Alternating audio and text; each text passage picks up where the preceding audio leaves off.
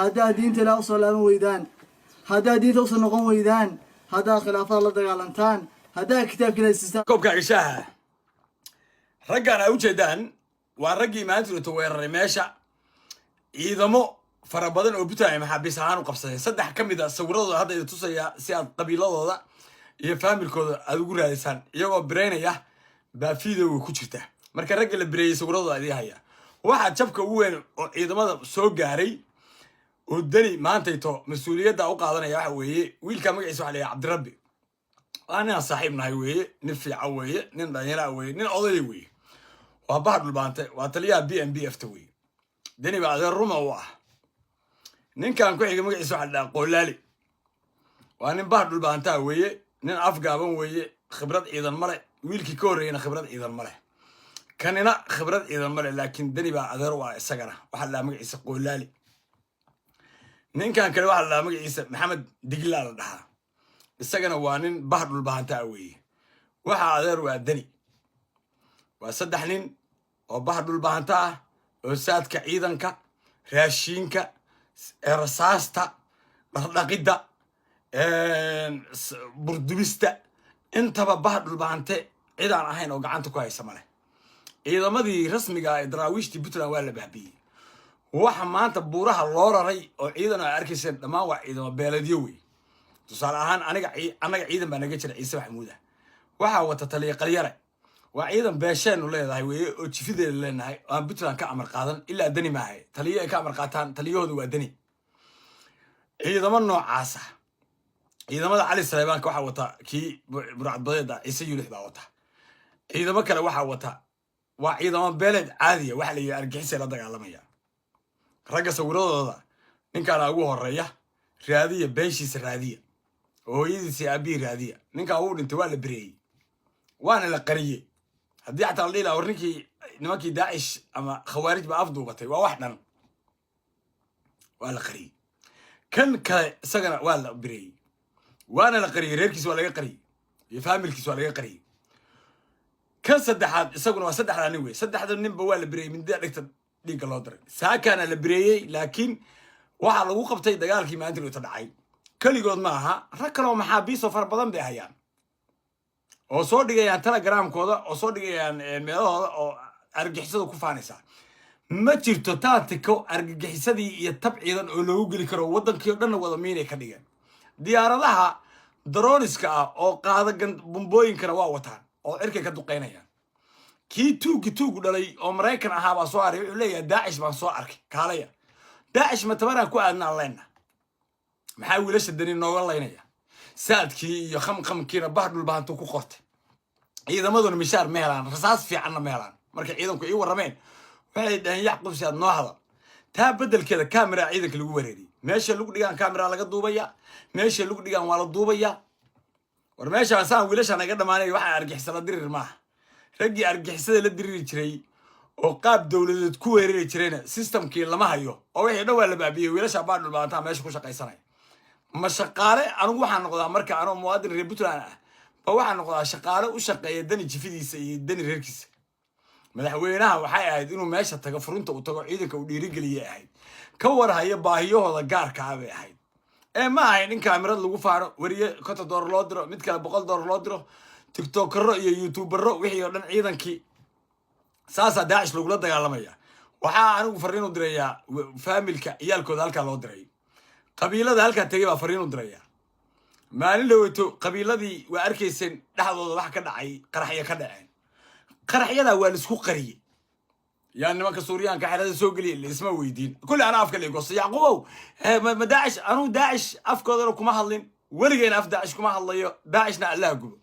laakiin inaa saa ku dhamaataan leedo kuma daawan karo dad cawaanatiin in leedii aqal celiyo oo la idin sheego way warsaan waa ku dhamaanaysaan xoolihii iyo xuquuqdiina beel gaara loo gacan galiyay la dhoobaad dhul baante ma nin qeyrka ah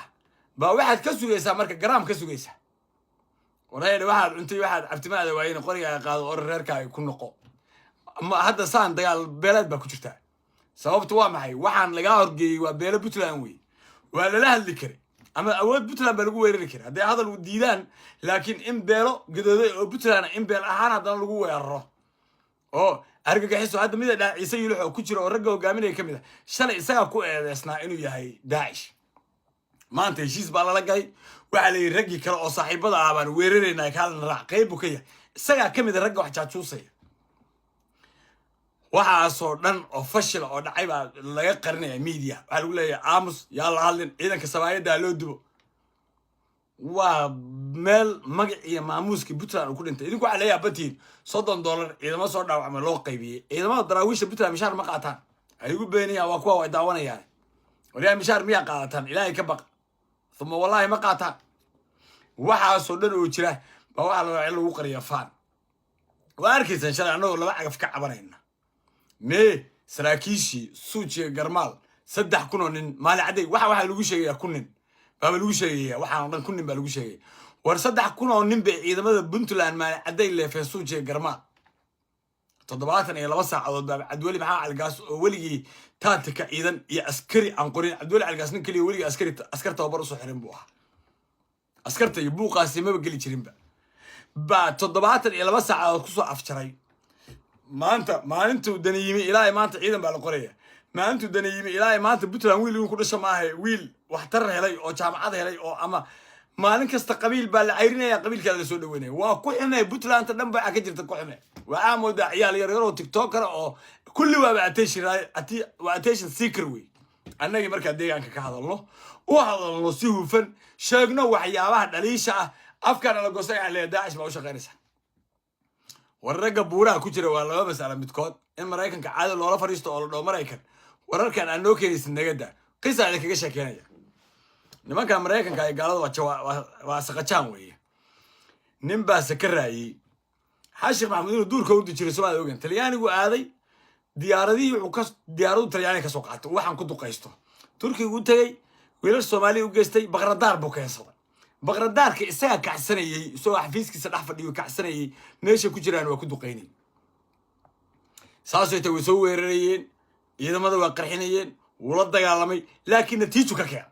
aadan yaal buu ka qabsaday oo 15 sano dawladda dadkeedu arag way daawanayaan kuwaas nuur duglu ka qabsaday masaajidka cali gaduud buu ka saaray masagawaay buu ka saaray caadi amaaru ka saaray wuxuu ka saaray xaradheeru ka saaray intaasoo dhan dadka Soomaaliyeed waa ogyihiin gaal ka ay ilaa xawar waad isku furan waxaan hadii la rabo marka in dagaalku uu dhab noqdo madaxweynaha Puntland Saciid Cabdullaahi Dani inuu dagaalka dhab ka noqdo weey furinta inuu tago weey inuu ciidamada dhiirigeliyo weey ragga ilmaadeertiisa uu xireysaadka ciidanka iyo dhaqista ciidanka iyo rootikeenista ciidanka inuu ka daayo weey oo dadka reer Puntland ay u sinaadaan saamiga ciidanka iyo shaqada ciidanka laakiin hadda arti taliyaha daraawiishta waa maqaar saar hadda arti taliyaasha kale waa maqaar saar weeyo dhawa maqaar saar marka kaligeed cuntoy weey hadda naqshadan kaligeed cuntoy baa la dhahaa waxaan kaliga celceli waa qorshahaas ciidamadu markay ku waramaan moraalka ay hayaan ana idin sheegay dagaalku ciidanka moraal uma hayaan sababtoo ah uu og yahay in qaab beelad lagu keenay uu og yahay database-ka Puntland inuu ku jirin uu og yahay hadduu maanta dhinto inaan xataa reerkiisa aan la dhayn askari baa ka dhintay uu og yahay ciidamo beeladkii shalay waa in lagu soo kaxeeyay ما هو قرنا يعدوا لدري واحد بوتلان بالدفاع يساوي بوتلان يا دفاعي عسكري عم بهاب قبل الوصول حلين بوتلان دفاعي كره لكن عسكري بلعيبه اللي كان عيسى محمود شنب بقول كان عمر محمود لح بقول كان علي سليمان تضرب بقول كان جيس يقول له شنب بقول كان انا سوسنا صدح بقول كان وداقيا لبا بقول كان داوينه عفر بقول كان شلان دقني انت كان ورسنجريو انت كان لا القصو انت كان علي جبراهيل وانت كان علي سليمان وانت كان عبد الرحمن ابراهيم وانت كان وعاصو بيرا سواهرون وانت كان بعينك لو سو اروري كله وسوغي عسكري كستمرك و اوغيahay hadii dagaal dhaco inuusan mabda ku dagaalamay sababtu waa maxay askarigu markuu mabda qabiil ku dagaalamayna qabiil kale iska celiya markuu mabda dooliyo ku dagaalamayna wuxuu la dagaalamaa waa cadow wiilasha way ogyihiin in meesha ciyaar loo keenay iska qaylayaan meesha burxabaalkooda iska duwanayaan TikTok-gooda iska duubanayaan dadkana waxa lagu sheekeynaya dagaal Daacish la galay si aad wararka iyo xogta ula socoto oo aan kelmad beena ku jirin oo biyo ka dhibcaana beedka soo falo garay like to muuqaalka meel dheer bageysa loofka anigo Yaquub Siyaad baa la iga daata video aad ku soo gaaro waxaan ku leeyahay assalaamu calaykum wa rahmatullaahi ta'ala